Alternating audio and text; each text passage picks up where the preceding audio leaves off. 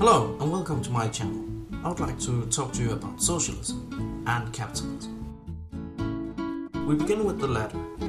The word capitalism conjures up words like freedom, prosperity, progress and wealth. However, the whole idea can be summed up by one concept: free enterprise.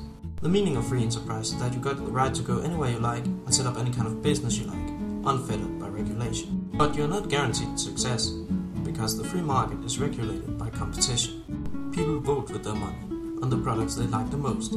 This begins an arms race of ideas on how to get customers to buy from your store. This ensures that only the best products and ideas gets to live, while the rest dies off. When a small business grows up, it will become a creature known as a corporation. Its only purpose in life is to turn a profit, and hopefully a larger one than the last year. The only way to do that is for the corporation to grow, and grow, and grow. But the profits will always be limited by the competition. So the corporation will either have to buy out or crush the competition, or simply skip ahead and buy out the politicians so they can rig the rules, making competition impossible. Now, lemonade turns a record profit, but next year it will have to be even bigger. So the prices rise and rise and rise. And where will people go? There's nowhere else to get it. It is now a monopoly. Soon the corporation will start cutting the pay of the workers to keep profits rising, and they'll have to accept or get fired. The creature has now become a monster who feeds on consumers and rules through corrupt leaders. A society where the 99% is ruled by the 1%. Sound familiar? Because that's usually where people get enough, and socialism comes in. Socialism might make you think of words like equality, sharing, fairness, unity, big government. But most importantly, solidarity. Unlike Marxism, which has some obvious flaws, modern socialism focuses on the welfare of its citizens through systematically redistribution of wealth. In modern socialism, or a social democracy, the state will inject a heavy dose of socialism into the market economy.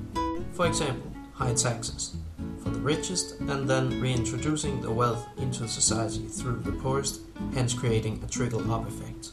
This redistribution of wealth creates a more equal society, where the gap between rich and poor becomes gradually smaller, and this lessened gap becomes the basis of even more solidarity. The famous pie analogy, often used by libertarians, comes to mind.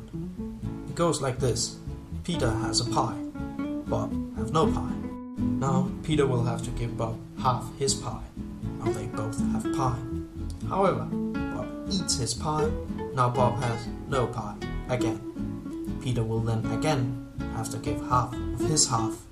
But Bob again just scoffs it down, and now there's no pie left. This is of course a strawman fallacy. The real analogy would be: group of 10 has 11 pies, Bob has no pie. So the group of 10 each give Bob 1/10 of a pie. Now they all have pie. In this analogy, Bob represents the burden on society, which is represented by Peter's group of 10. Bob may be a burden, but as long as the collective outnumber Bob, then the collective can easily lift Bob. But what motivates the group of 10 to lift Bob's burden? Well, solidarity, of course. The group of 10 all trust each other to help if they themselves one day need help. And that's the main principle of solidarity. You help other people because you know they would help you. Thank you for listening, and do yourself a favor. Try to think about this stuff, because it's really important.